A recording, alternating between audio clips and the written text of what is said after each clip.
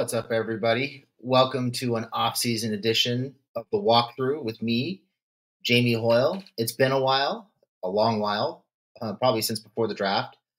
Since I've done one of these shows, I'm excited to be back. I've been gone for a better part of 2 months, coaching my daughter Grace in All-Stars.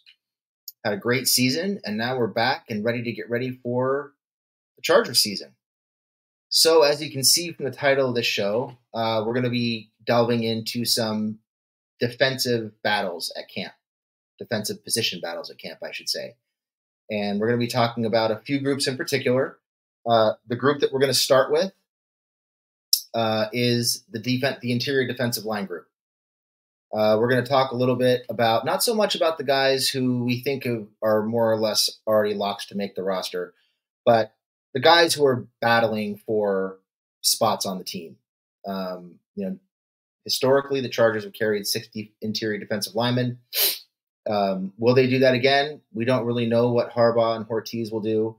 But with all the uncertainty in this group, with so many guys with so much to prove in this group from top to bottom, I would expect them to carry 6, and I would probably expect them to do a fair amount of rotating. Because as we get into this and we start to talk about different techniques and positions along the defensive line, I think what we're going to find out is there is a lot of redundancy up and down the offensive line. The Chargers would probably say there's a lot of flexibility or a lot of versatility. That might be overstating a little bit. There are a lot of guys who play the same handful of positions. And with all of them, we don't really know what to expect at the positions they play. So this is going to be one of those position groups where, in my opinion, the Chargers are going to really have a hotly contested training camp and preseason, because they're going to have to figure out what they have. And even when they get into the regular season, they're still going to be figuring out what they have to a large degree. So let's go ahead and talk about, I'm just going to cover real quick the 4 to 5 guys that I think are probably already on the team.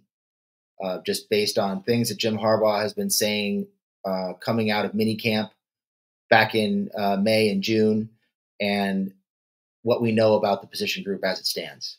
I'm just going to cover them really quickly, and then we're going to delve a little bit deeper into the guys battling for those last 1 or 2 spots on the roster. So right now, just based on what Harbaugh said coming out of camp, and if you've been listening to Harbaugh and Ortiz since they've been hired, the one thing that we know is when they say something, you can pretty much take it to the bank. They're not mixing words. They're not, using coach speak. They're telling us exactly what they think of people and situations. And when they tell us, we should listen, because they almost always follow through with what they're telling us.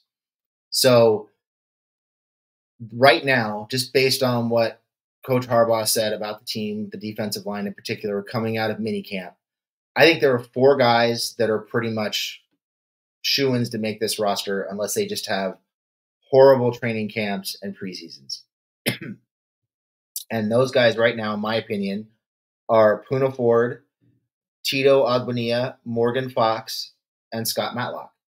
Now, if you watched our defensive preview a couple weeks ago, the one that we did with Michael McLean, and the one that Craig and Garrett and I did together, I think it was last week or the week before, we all kind of thought that Tito Ogbonnia might be on the outside looking in, because he was one of those Staley, Telesco kind of, vanity projects, one of those developmental projects, pet projects, I think is the phrase that we used on the show. And we just weren't sure there was a place for him on this roster. Well, when he was asked about the defensive line coming out of minicamp a few weeks ago, Harbaugh specifically named 4 guys, and those 4 guys were Fox, Matlock, Ford, and Tito. So right now, I would say Tito is on the inside. He's probably right around the 4th guy on that list, is my guess. Harbaugh went out of his way to praise Scott Matlock, said he crushed the conditioning test, said that he's been a leader. He's there working, getting better, taking advantage of his opportunities, doing little things to set his teammates up for success.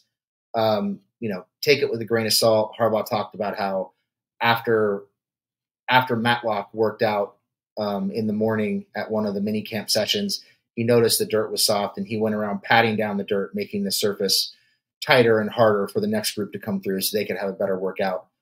Little things, doesn't seem like a big deal, but he specifically praised Matlock for being a leader, for being a tone setter, for setting that example. Certainly something to look out for, and that's somebody that I'm looking forward to watching to see what his development looks like over the next month and a half leading into the start of the season. So right now, I would say the top 4 guys, like I said, Ford, Tito, Fox, and Scott Matlock. And that leaves 2 spots, more than likely, for 6 total interior defensive line spots on this roster. So we're going to talk a little bit about each guy who's battling for a spot. We'll talk a little bit about, size, frame, what their skill sets are. We'll talk about where they fit best in terms of defensive line techniques. I've got a couple visual aids to help with the list of players. I've also got a couple visual aids to help with defensive line techniques. So as you can see, I've already got the list of the players who are in camp up on the screen. And I already talked about those top 4. So that leaves us with Justin Eboigbe, Christopher Hinton, Gerard Clark, CJ Okoye, and Michael Mason. So let's start talking a little bit about Justin Eboigbe. He's a guy who was a 4th round pick in this year's draft class. We know we've heard Ortiz talk about making the most of those mid to late round picks. Eboigbe is a guy who creates a lot of interior pressure. He is a high motor, high effort kind of guy. He has a decent moveset. I'm pretty sure I saw him use a bull rush, a push pull, a little bit of a swim move, a club move. So he's got a little bit of a pass rushing arsenal. He flashed against the run quite a bit, got a bunch of late pressures and some sacks last year, was a highly productive member of that Alabama defensive line. In terms of best fits for Eboigbe, I'm going to go ahead and remove this visual, and I'm going to bring up a visual for defensive line techniques. So in terms of where Eboigbe fits best on this line, just as a quick reminder, 0-1 technique, you're going to see the 0 technique head up on the center, 1 technique on either shoulder, shade either side of the center, 2-eye, inside shoulder or the A gap of the guard.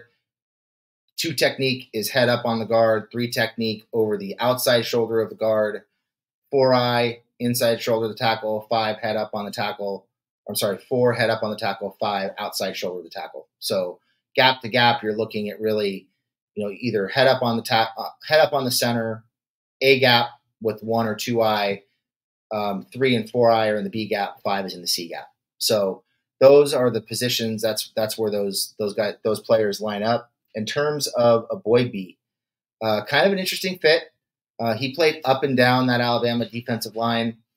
I think, in my opinion, Eboigbe is a guy who's probably best suited to playing a little bit of 3 technique. I would say probably mostly in pass rushing situations.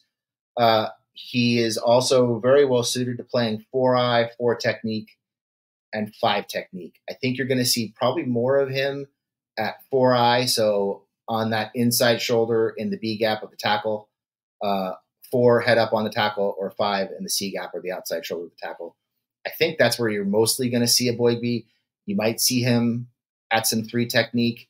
You could even see him maybe in some NASCAR packages and certain packages rushing the passer, maybe at some 2-eye, trying to get some speed and some pass rush inside. So that's kind of where I see him fitting. He's he's going to take some development. He's not a refined pass rusher. He's productive against the run. He's a guy who wins with quickness, got a really good first step, and is able to penetrate those gaps and get upfield and create plays. So is he going to be a guy who's, racking up sacks on the interior of the defensive line? I would say probably not early on, maybe a little bit later as he refines his pass rushing technique. But you could certainly see Eboigbe generating some interior pressures, getting some hurries, affecting the quarterback without necessarily getting to him. So again, looking at kind of anywhere from a 3 technique to a 5 technique, somewhere in that range, maybe with some occasional snaps at 2-eye in that A gap over the inside shoulder of the guard. Um, Looking next, we are going to go ahead and take a look at Gerard Clark.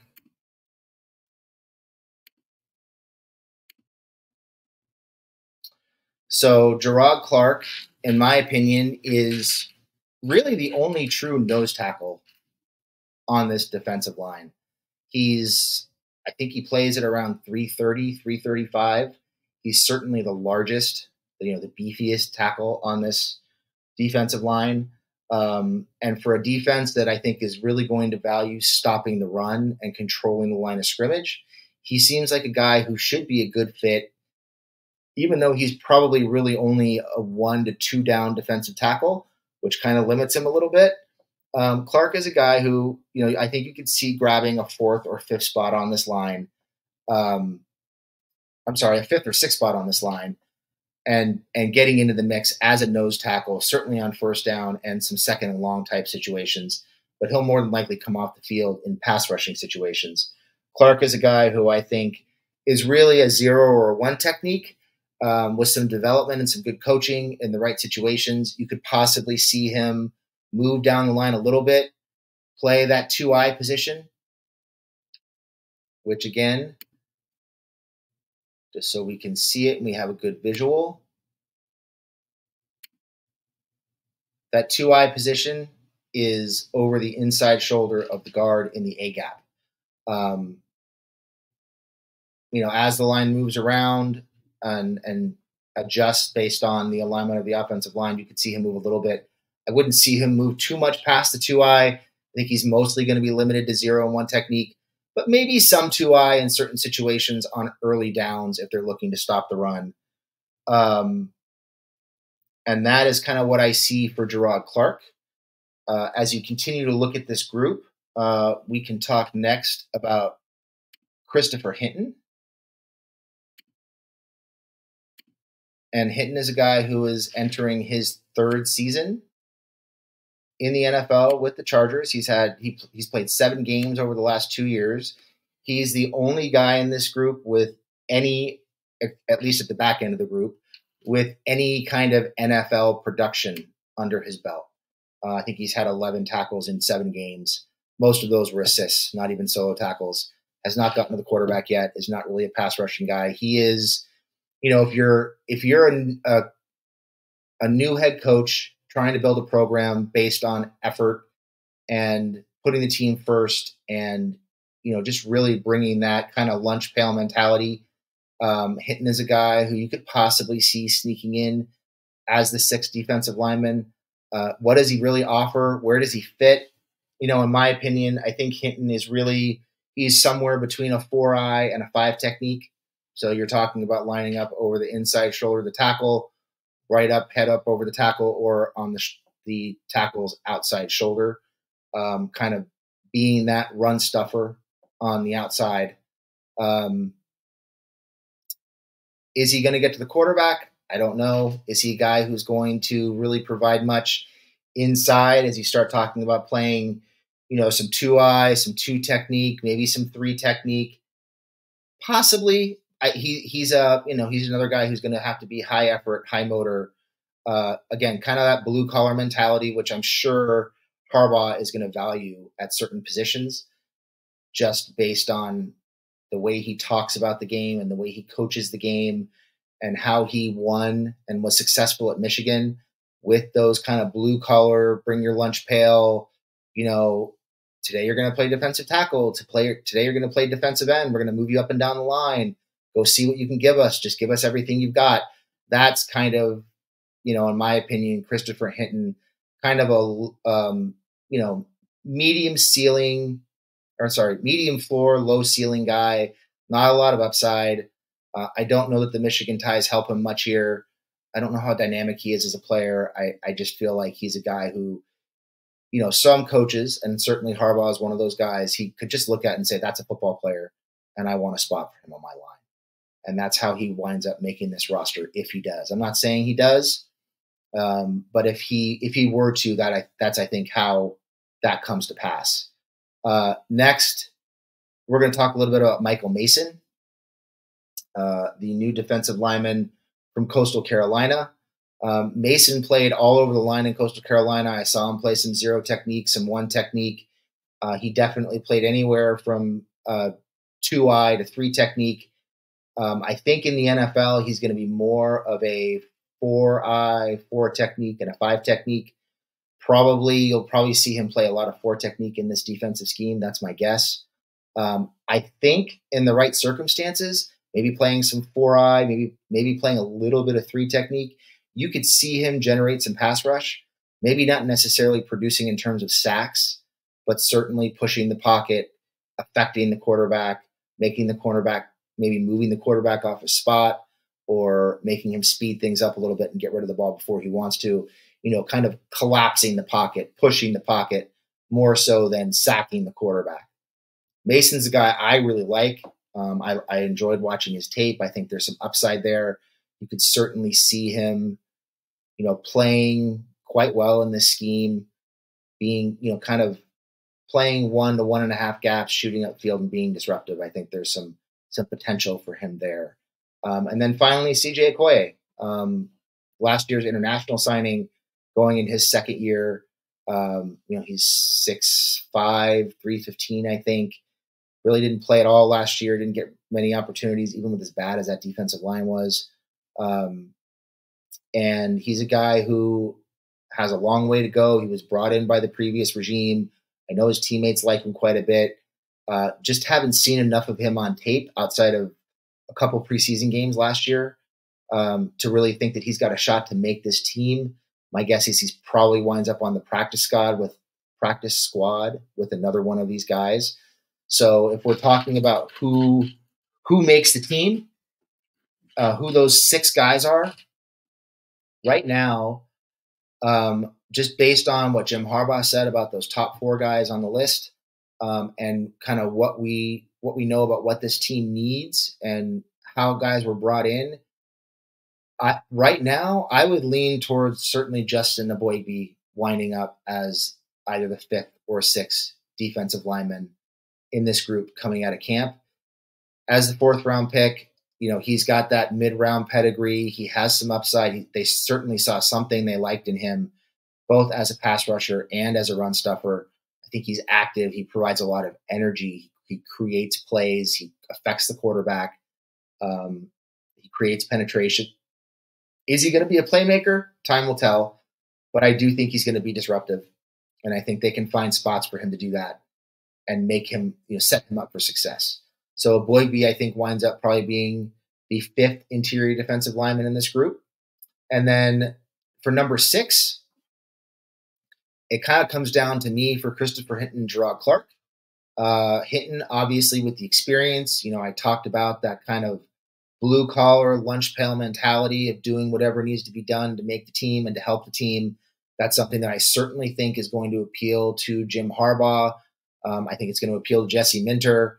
So he's somebody I would look out for. But ultimately, just looking at this group, I see a lot of guys who have played some defensive tackle, but might be better suited to playing some defensive end, kind of playing in that, maybe not even defensive end, but kind of playing anywhere from 3 technique to 5 technique in that range. There are a lot of guys that kind of fit that mold. So for me, I would lean towards taking a true nose tackle in this situation. And that's why in this defense, I would probably take Gerard Clark, even though he's probably only going to play 1 to 2 downs, be a 1 to 2 down player at most. I still think he brings something as a run stuffer with that size, with that athleticism, the ability to get upfield and help disrupt the run and set the defense up for pass rushing opportunities on 2nd and 3rd down. I think there's something to be said for that.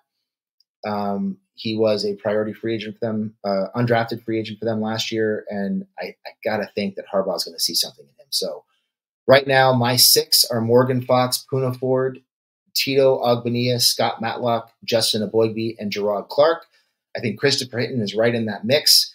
My guess is when camp breaks, If Clark winds up getting that 6th spot, which I think he will, I think they probably keep 2 on the practice squad, maybe 3. I could see them carrying Hinton in that kind of that role that they had pegged for. I know I'm blanking on his name. They had a role for him in 2022. They kept him over Fehoko, and I'm blanking on his name, but he was a defensive tackle from the Texans, I believe, and he was kind of shuttled back and forth based on matchups. And I think Hinton is kind of the perfect guy for that, where he doesn't necessarily have to be on the roster. He's not somebody that people are going to be rushing to grab if they cut him, in my opinion. And it gives them kind of that veteran presence on the practice squad. And then it comes down to Okoye and Mason. And I haven't seen a whole lot from Okoye. I know people want to see more from him.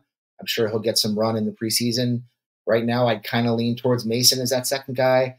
I just like what he offers. I liked his college tape. I think he's a guy who, in the right situation and the right scheme, could really succeed in this defense. So that's it.